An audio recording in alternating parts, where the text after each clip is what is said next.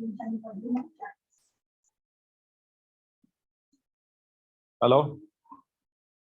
आवाज आ रही है सभी को?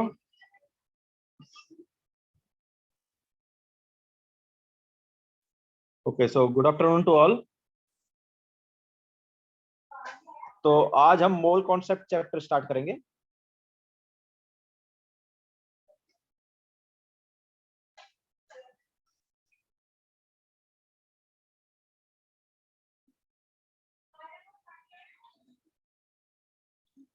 पेपर कैसा हुआ सबका? पेपर कैसा हुआ कल का?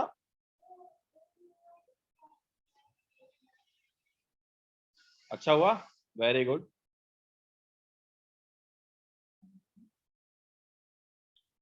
रिजल्ट आ गया क्या?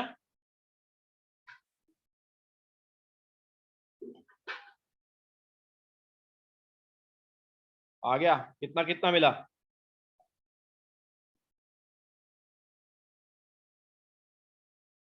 मृदुल, we will discuss it on Saturday. Saturday हमारा डाउट लेक्चर है ना, तो उस दिन डिस्कस करेंगे। इंडिविजुअल बताओ, केमिस्ट्री में कितना मिला?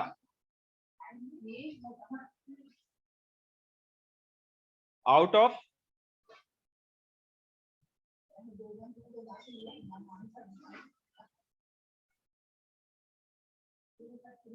Okay, very good Mihika. आन, वेरी गुड। सहस्त्र, अच्छा है, थोड़ा और मेहनत करो।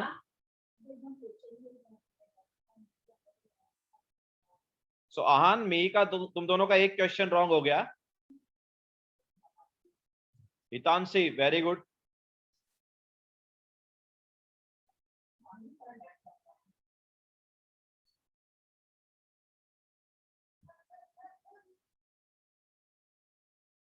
मृदुल, मार्क्स कितने आए? हितांशी, अच्छा है। दो क्वेश्चन रॉन्ग हुए तुम्हारे, मतलब।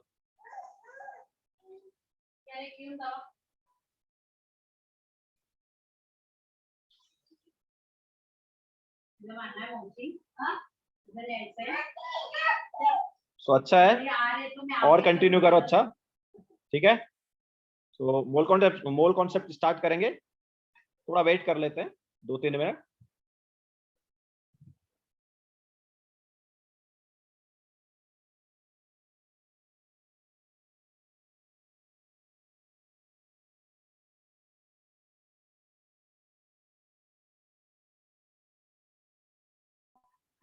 मृदुल, अच्छा है स्कोर, और थोड़ा अच्छे से करो।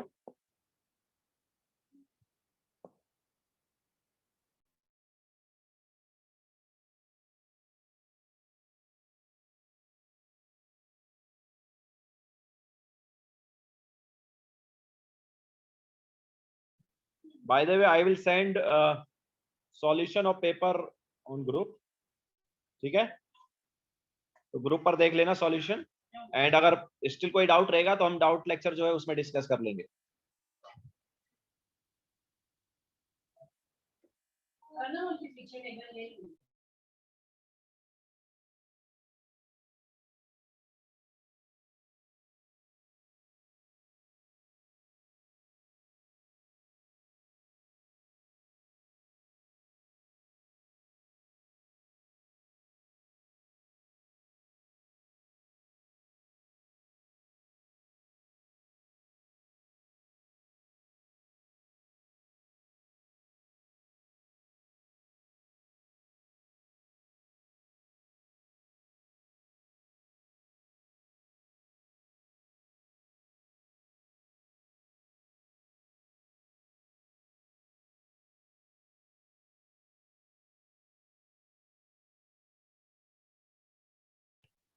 ओके, चलो तो स्टार्ट करते हैं। तो देखो, मोल कॉन्सेप्ट में हम मोल वगैरह के बारे में पढ़ेंगे, मोल्स कैसे निकालते हैं, तो उसमें atomic mass and molecular mass वगैरह आता है। तो पहले हम वही देख लेते हैं कि एटॉमिक मास क्या है। तो एटॉमिक मास जो है, अलग अलग एलिमेंट के रेस्पेक्ट में निकाला गया। तो रिलेटिव एटॉमिक मास,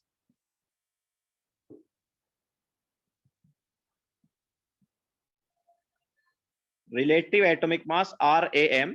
तो सबसे पहले देखो, एटॉमिक मास जो है ये विद रिस्पेक्ट टू हाइड्रोजन निकाला गया। तो on hydrogen scale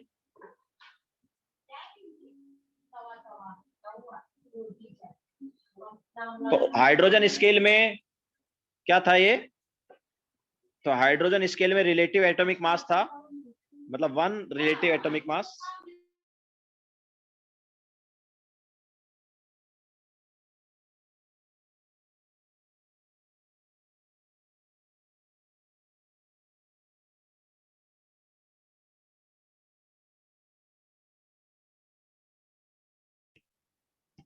so relative atomic mass on hydrogen scale होता है मास ऑफ 1 एटम ऑफ एलिमेंट, किसी भी एलिमेंट के 1 एटम का मास डिवाइड बाय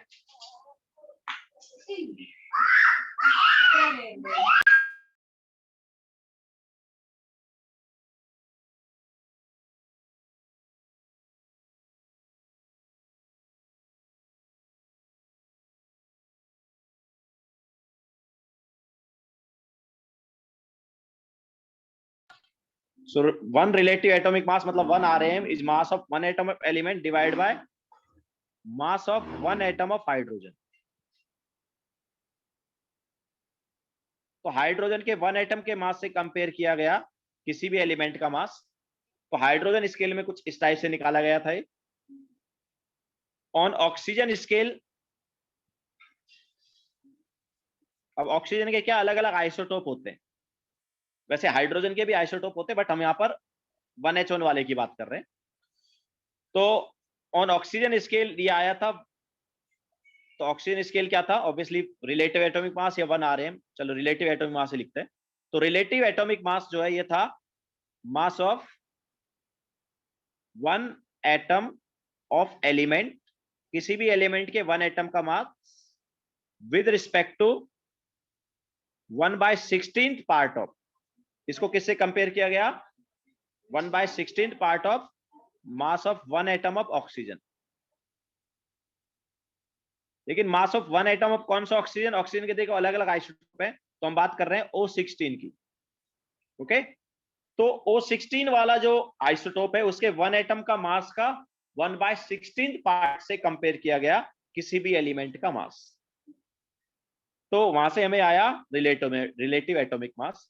तो on hydrogen scale obviously with respect to hydrogen था, and on oxygen scale with respect to oxygen था, but कौन सा ऑक्सीजन, O16, तो O16 का 1/16 पार्ट।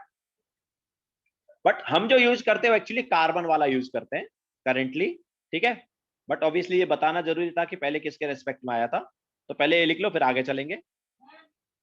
यस प्रियस, C12 के रेस्पेक्ट में हम देखते हैं, बट उस पर चलेंगे अभी।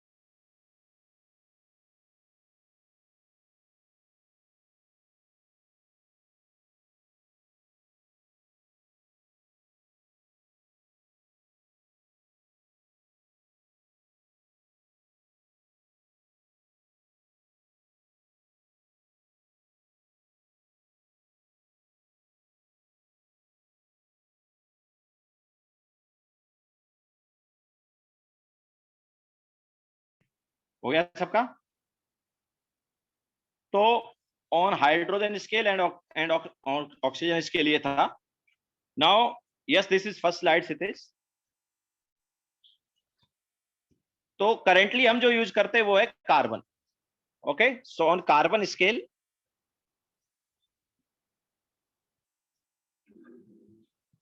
तो ऑन कार्बन स्केल होता है relative atomic mass is mass of one atom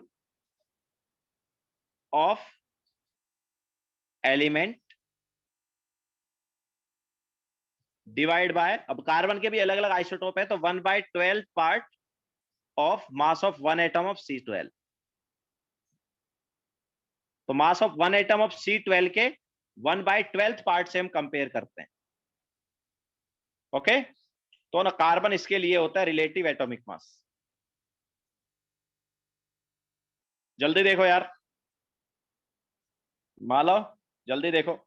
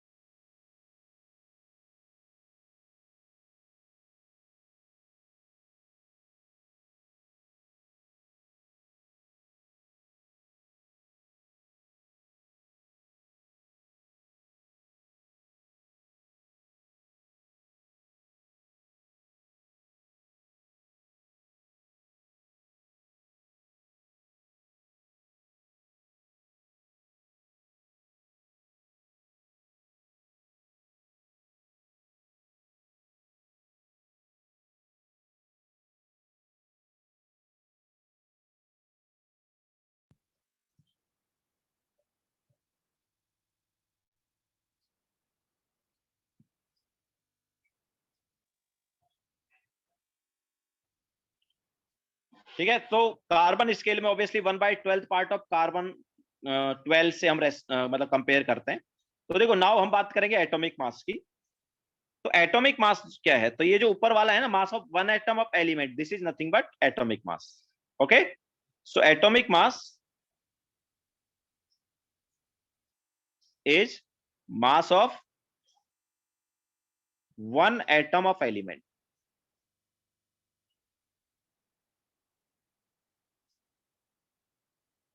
okay, तो क्या हो जाएगा ये? तो मास of one atom of element क्या हो जाएगा देखो. तो ऑब्वियसली ये वाला पार्ट हो गया एटॉमिक मास. ठीक है, तो यहां से देखो, relative atomic mass is equal to क्या आ गया? Atomic mass divide by 1/12 into mass of one atom of C12. ये होगा.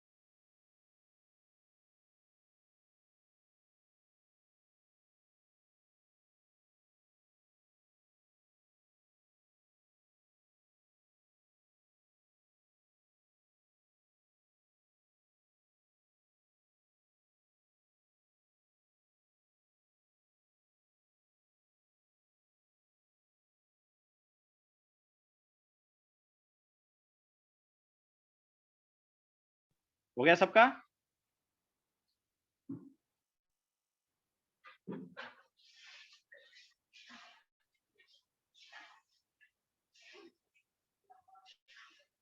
तो एटॉमिक मास क्या आ जाएगा यहां से, ऑब्वियसली क्रॉस मल्टीप्लाई कर देंगे। तो atomic mass is relative atomic mass into क्या हो जाएगा, ऑब्वियसली ये नीचे वाला पार्ट, तो relative atomic mass into 1/12 into mass of 1 atom of C12। ये हो गया। अब देखो ये जो है ना मास ऑफ 1 एटम ऑफ C12 का 1/12 part, this is nothing but 1 AMU। Okay, तो एक्चुअल में यूनिट क्या होता है, तो यूनिट होता है यूनिट ऑफ एटॉमिक मास होता है AMU, ठीक है, that is atomic mass unit.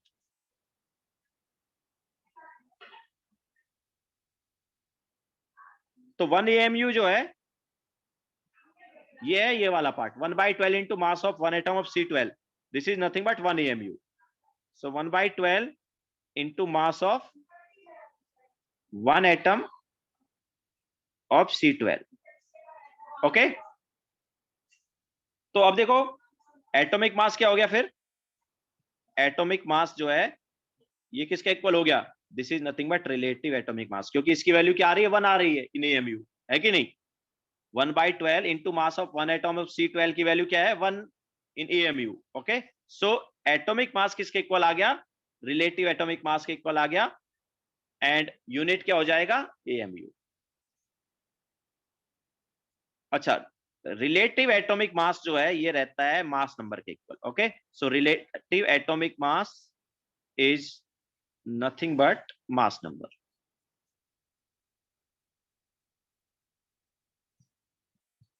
ठीक है, तो ऑब्वियसली एटॉमिक मास फिर किसके इक्वल आ गया,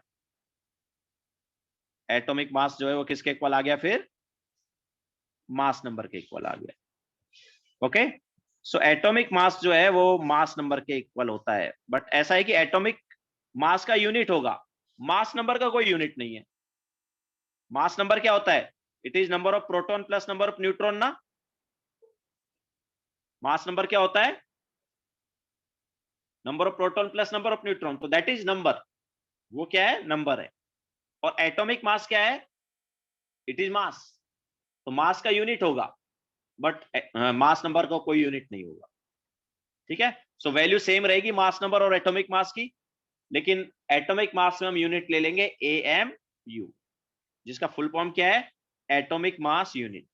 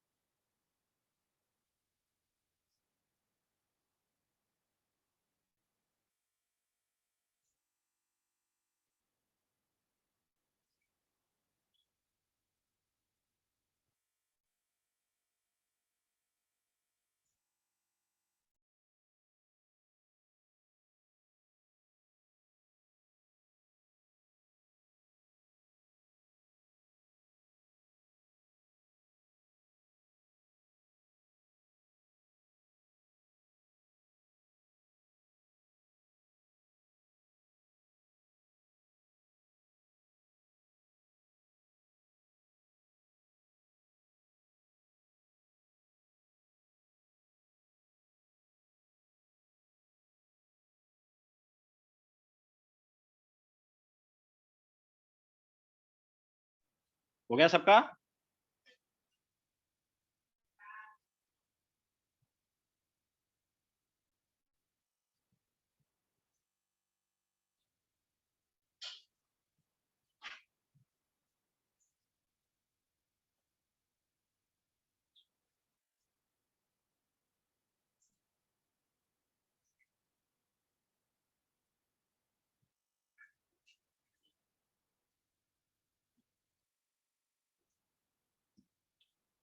तो एटॉमिक मास किसके इक्वल आ गया, मास नंबर के इक्वल। तो अगर हम बात करेंगे मान लो हाइड्रोजन की, ठीक है, तो हाइड्रोजन का फिर क्या हो जाएगा, 1 AMU, बिकॉज उसका मास नंबर क्या होता है, 1 होता है। अगर हम बात करेंगे नाइट्रोजन की, तो नाइट्रोजन का मास नंबर कितना होता है, 14 होता है ना।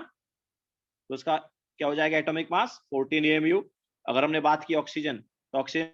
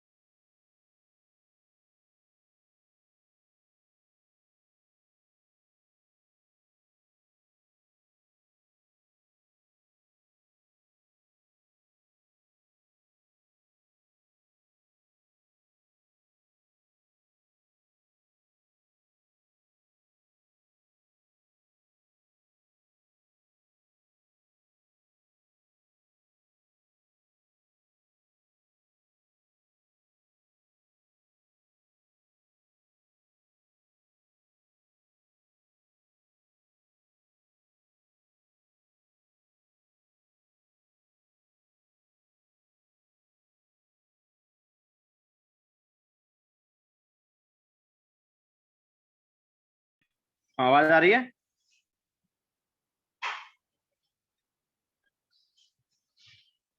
या सो एक्चुअली वाईफाई की वजह से डिस्कनेक्ट हो गया था। हाँ, तो हम क्या बोल रहे थे कि एटॉमिक मास जो है किसके इक्वल हो जाएगा, मास नंबर के इक्वल। तो ऑब्वियसली हाइड्रोजन का फिर एटॉमिक मास क्या होगा 1 AMU। अगर हम नाइट्रोजन का एटॉमिक मास लेंगे तो 14 AMU, बिकॉज हम मास नंबर को किसके इक्वल कर देंगे, एटॉमिक मास के इक्वल। तो एटॉमिक मास के इक्वल कर रहे हैं, आगे बस यूनिट लगा रहे हैं AMU। ऑक्सीजन का क्या हो जाएगा 16 AMU।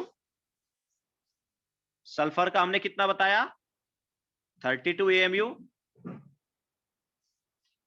सोडियम का कितना बताया था 23 AMU। ओके, तो इस टाइप से हमारे पास ये क्या आ जाएगा, सभी का एटॉमिक मास आ जाएगा।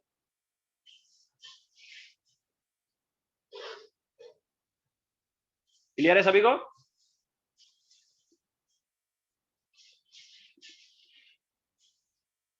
ओके, तो मास नंबर को ही एटॉमिक मास के इक्वल हम यहां पर ले लेंगे, बस आगे यूनिट लगा देंगे AMU।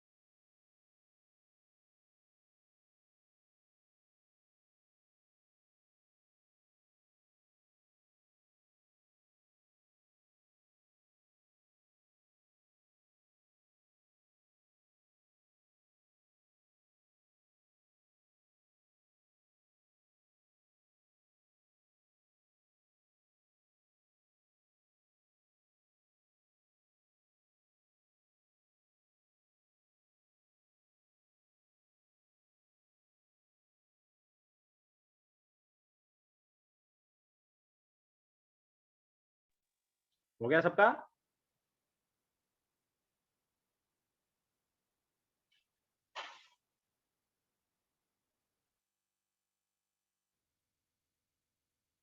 अच्छा, बाकी अदर यूनिट भी हम यहाँ पर बता देते हैं। देखो अदर यूनिट भी हमारे पास है यहाँ पर, जैसे अदर यूनिट्स में U होता है जिसे हम बोलते हैं यूनिफाइड मास,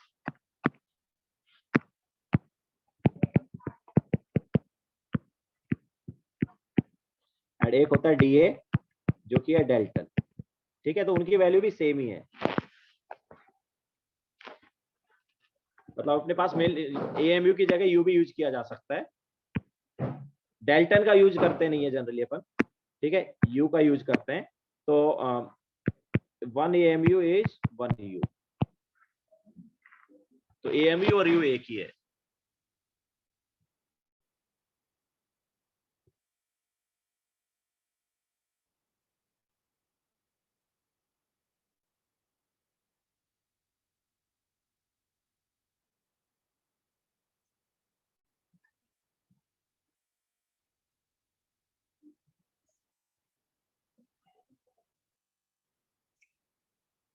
अब देखो मास नंबर जो है वो तो कभी यार फ्रैक्शन नहीं हो सकता है, पॉइंट वाला नहीं हो सकता ना। मास नंबर क्या होता है?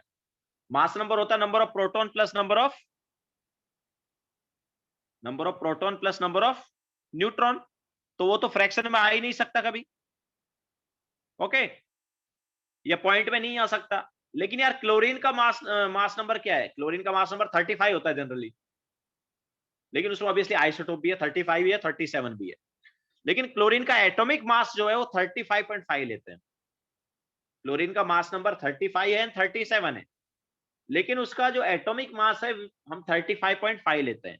या एक्चुअल अगर सभी का तुम एटॉमिक मास देखोगे ना तो फ्रैक्शन में ही रहेगा या पॉइंट में ही रहेगा। जैसे हाइड्रोजन का 1.008 है, अगर पीरियोडिक टेबल में तुम एटॉमिक मास देखने जाओगे तो पॉइंट में मिलेगा सभी का।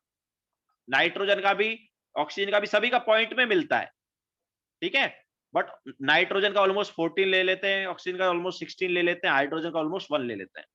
तो ये पॉइंट में क्यों होता है? देखो, क्योंकि जनरली एटम्स के क्या होते हैं? आइसोटोप होते हैं।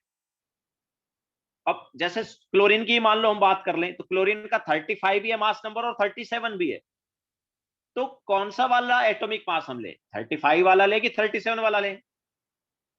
तो एक्चुअल में क्या है, जब आइसोटोप आ जाते हैं तो हम वहां पर एवरेज निकालते हैं।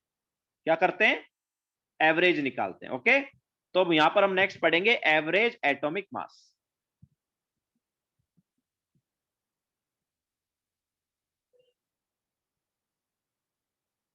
सो एवरेज एटॉमिक मास कब आता है? जब हमारे पास आइसोटोप्स होते हैं। तो in the case of isotopes,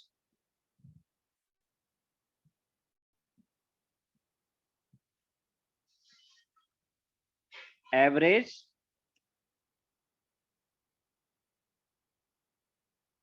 atomic mass is considered. ठीक है, तो आइसोटोप के केस में हम क्या लेते हैं? एवरेज एटॉमिक मास लेते हैं। तो देखो एवरेज एटॉमिक मास का फॉर्मूला क्या है? So average atomic mass is equal to percentage of isotope, जिसे हम परसेंटेज अबंडेंस भी बोलते हैं। तो percentage of isotope into mass number. तो किसी एक आइसोटोप का परसेंटेज इनटू मास नंबर कर दो, इसी टाइप से दूसरे आइसोटोप का परसेंटेज इनटू मास नंबर कर दो, एंड जितने भी आइसोटोप है सभी का परसेंटेज इनटू मास नंबर करके ऐड कर दो। Okay, so it is sum of percentage of isotope into mass number divide by 100।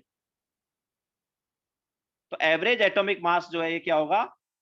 Percentage of isotope into mass number by 100। जैसे मान लो हम क्लोरीन का एग्जांपल लें, तो क्लोरीन में 35 भी है और क्लोरीन में 37 भी है। सो 35 वाले का परसेंटेज होता है 75 और 37 वाले का परसेंटेज होता है 25। हमारे पास टोटल क्लोरीन जो है, टोटल क्लोरीन के जो एटम है, उन क्लोरीन के एटम्स में 35 वाले जो है 75% है और 37 वाले 25%। ठीक है, तो फिर क्लोरीन का क्या हो जाएगा भाई? एवरेज एटॉमिक मास। सो एवरेज एटॉमिक मास इसका हो जाएगा परसेंटेज इनटू मास नंबर, इसी टाइप से दूसरे का परसेंटेज इनटू मास नंबर। दो आइसोटोप है तो दोनों का percentage into mass number divide by 100। तो यहां पर जब हम सॉल्व करेंगे तो ये वैल्यू आ जाती है 35.5। ओके, तो इसलिए क्लोरीन का जो हम एटॉमिक मास लेते हैं वो क्या लेते हैं? 35.5 लेते हैं। समझ आया क्या?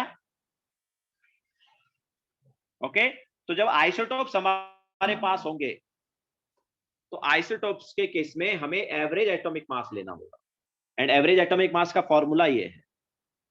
क्लियर है सबको?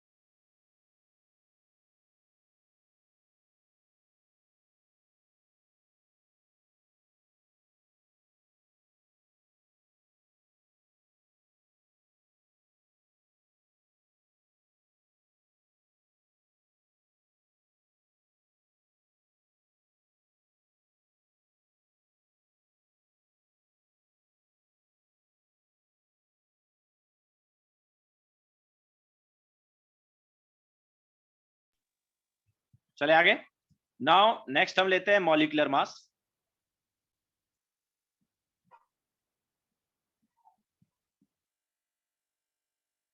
तो देखो मॉलिक्यूलर मास होता है मास of one molecule of compound, किसी कंपाउंड के वन मॉलिक्यूल का मास। तो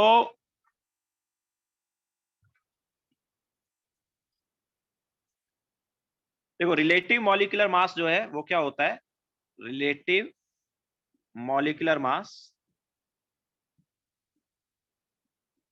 दैट इज RMM। तो ये वैसा ही है, कार्बन के 1/12 पार्ट से ही कंपेयर किया जाता है।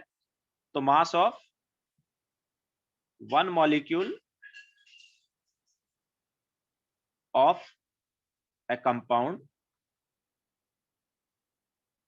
divided by 1/12 into mass of one atom of C12। C12 के वन एटम का जो मास है उससे ही कंपेयर कर रहे हैं यहां पर भी। तो चाहे मॉलिक्यूलर मास हो या एटॉमिक मास हो, दोनों को ऑब्वियसली किससे कंपेयर किया जाएगा, 1/12 part of mass of one atom of C12। ये हम बोल सकते हैं कि दोनों का जो यूनिट है वो क्या होगा, AMU होगा। दोनों का यूनिट क्या होता है, AMU होता है। तो इसे निकालने के लिए हमारे पास एक दूसरा फॉर्मूला है जो बाद में हम ऑब्वियसली यूज कर लेते हैं।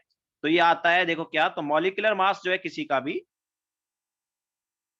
ये होता है सम ऑफ एटॉमिक मास। उसमें जितने भी एलिमेंट है, सभी एलिमेंट के एटॉमिक मास को अगर तुम ऐड कर दोगे, ओके, जितने भी एलिमेंट है सभी एलिमेंट के अगर एटॉमिक मास को ऐड कर दोगे तो तुम्हारे पास आ जाएगा मॉलिक्यूलर मास। ऑब्वियसली यूनिट क्या रहेगी, AMU। ओके, सो मॉलिक्यूलर मास जो है वो वन मॉलिक्यूल का मास है, एटॉमिक मास वन एटम का मास था।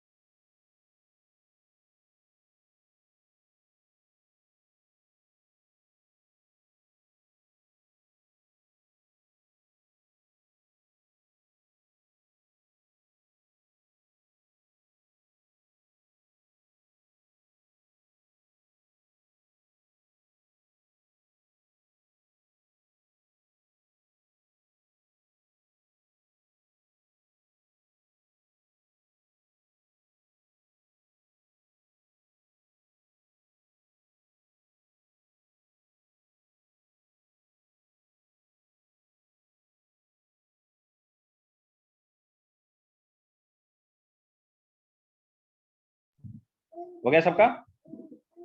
तो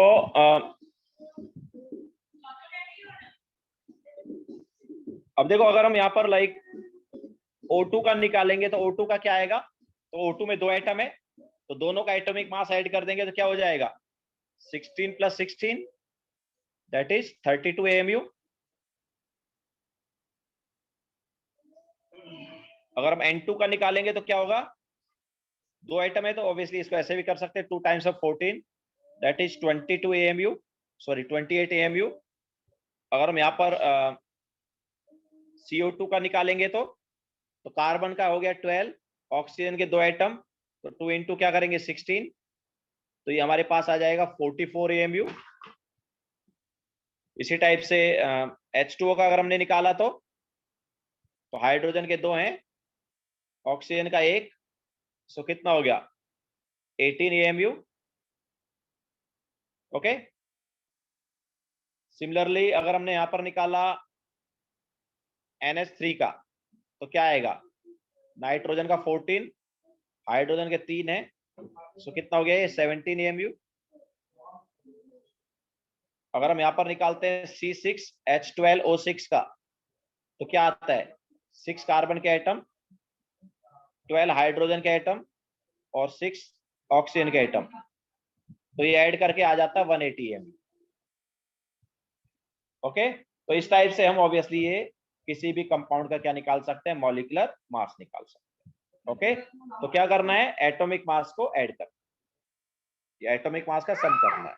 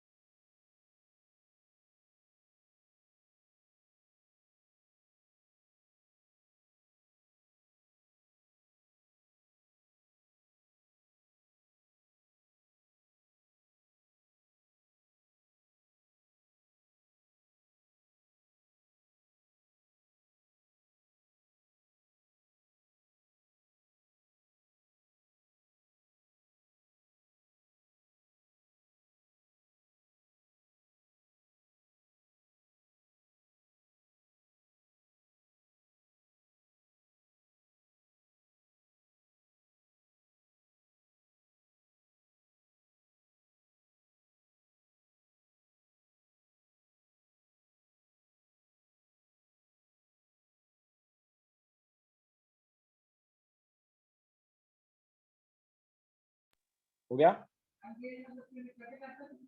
ना, देखो जैसे एवरेज एटॉमिक मास होता है ऐसे एवरेज मॉलिक्यूलर मास भी होता है। तो एवरेज मॉलिक्यूलर मास निकाला जाता है गैसियस मिक्सचर के केस में। तो average molecular mass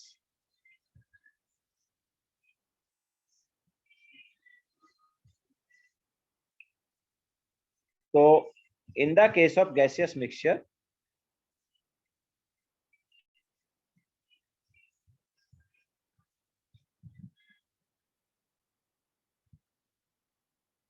average molecular mass is taken. ठीक है, जैसे देखो हमारे पास एयर है, एयर में, अच्छा पहले फॉर्मूला बता दे, फॉर्मूला ऑब्वियसली वैसे ही होगा, फॉर्मूला वैसा ही है जैसा एटॉमिक मास का था, बट वहां पर आइसोटोप की बात कर रहे थे, यहाँ पर गैस की बात कर रहे हैं। तो average molecular mass is equal to, अब गैसियस मिक्सचर में एक से ज्यादा गैस होंगी तो हर गैस का कितना परसेंट है वो देखो, तो percentage of gas into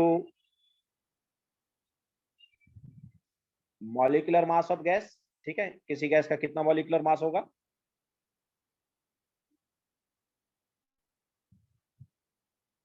percentage of gas into molecular mass,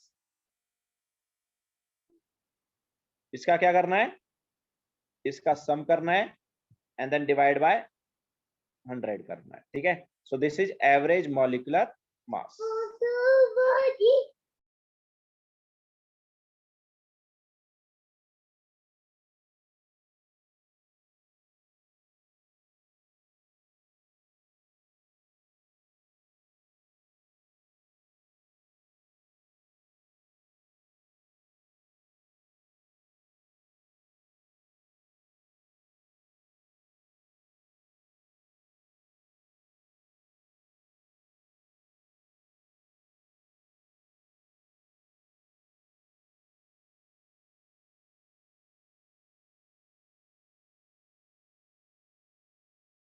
okay तो जैसे एयर की अगर मान लो बात करें, एयर जो है वो एक्चुअली अलग अलग गैस का मिक्सचर है।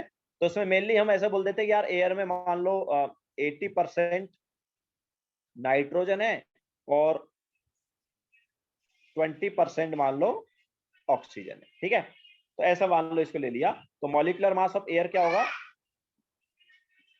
मॉलिक्यूलर मास ऑफ एयर, तो देखो परसेंटेज ऑफ गैस, तो 80 हमारे पास क्या नाइट्रोजन है, तो 80 इंटू उसका मॉलिक्यूलर मास क्या होगा, 28 होगा। ओके सो 80 इंटू 28, तो मैंने क्या बोला, percentage of gas into molecular मास करना और उसका फिर सम कर देना है। तो ऑब्वियसली एक का परसेंटेज इंटू मॉलिक्यूलर मास हो गया, अभी दूसरे का percentage into molecular mass and then उसको ऐड करना है। तो 20 इंटू 32 दोनों का ऐड कर दिया, डिवाइड बाय 100, तो ये कितना आया, तो ये हमारे पास आता है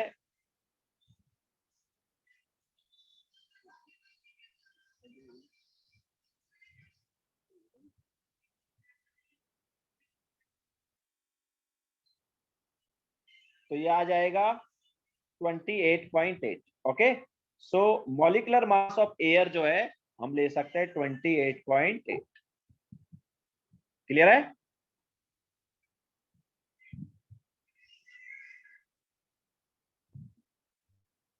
ओके सो एवरेज मॉलिक्यूलर मास निकाला जाता है in the case of gaseous mixture. Average atomic mass in the case of isotope था एंड एवरेज मॉलिक्यूलर मास है in the case of gaseous mixture.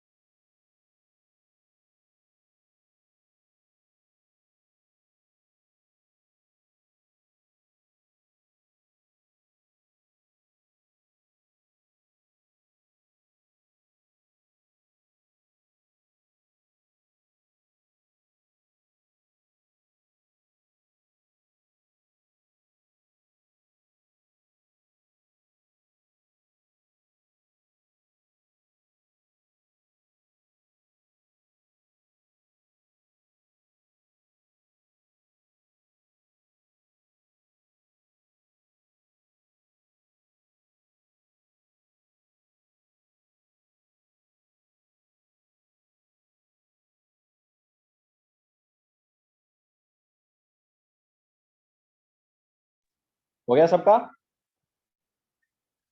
चलो क्वेश्चन लिखो।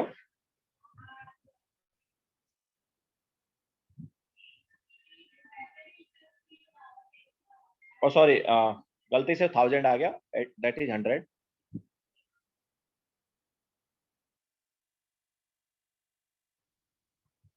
ठीक है तो 100 है वो।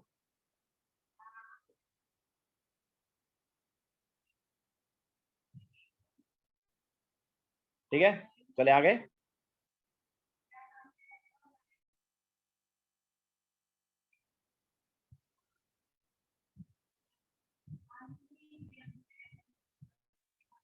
तो क्वेश्चन लिखो।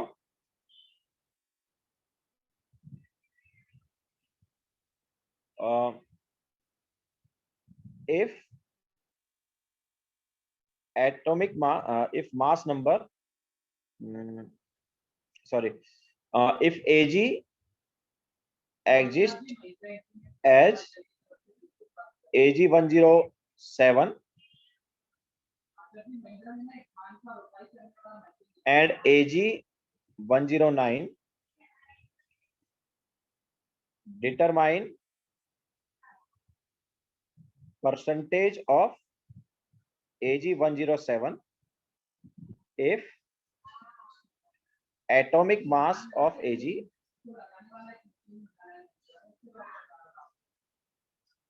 is 108.5.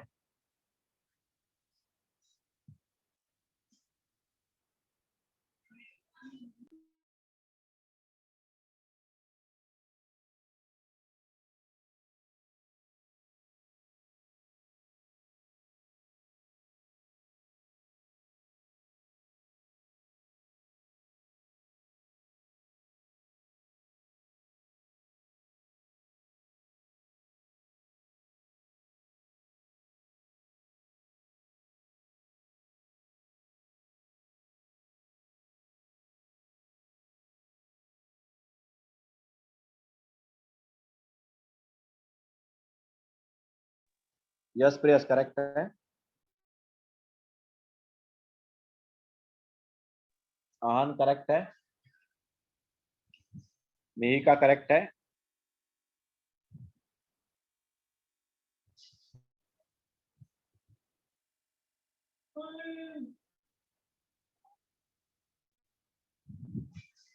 राहुल फिर से चेक करो, रॉन्ग कर दिया तुमने।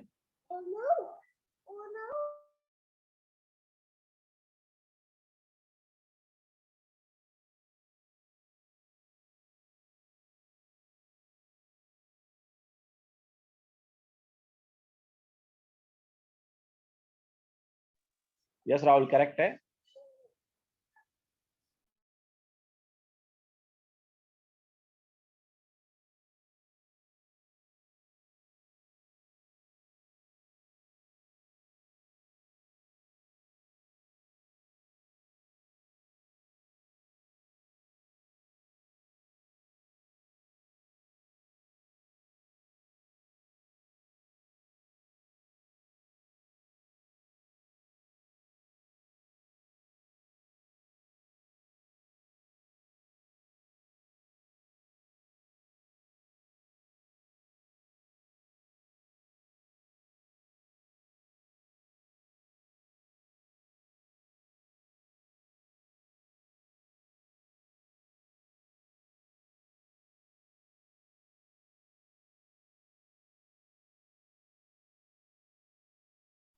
तो 3-4 लोगों का करेक्ट है, बाकी का नहीं आएगा कुछ आंसर।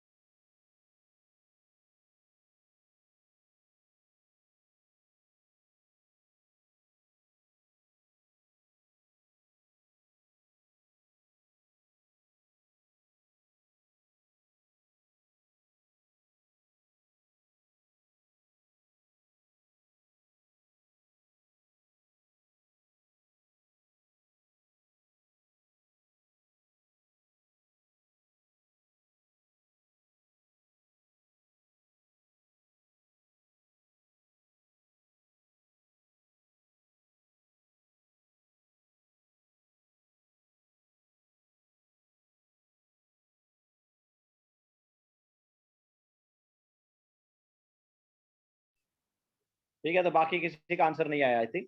तो देखो हमारे पास Ag107 है एंड Ag109 है, तो इसका परसेंटेज निकालना है।